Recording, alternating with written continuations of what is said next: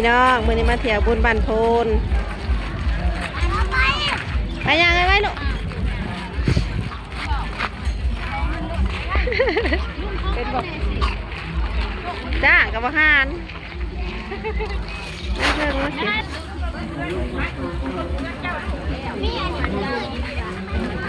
มาสิปาลูกปลาเจ้าจะซี่ปะ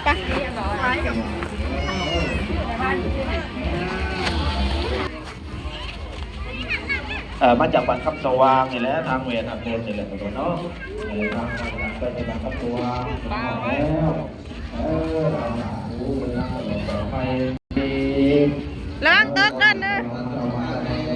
โอ้นั่งท้องมันนะใครวะเชียวจักก็บ่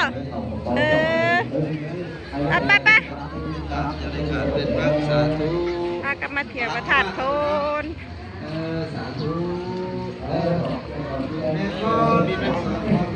สาธุสาธุสาบันน้องพ่อข้าพี่น้องเพื่อนกันแม่ทุกคนสองแสนพี่น้องแม่ผู้ว่า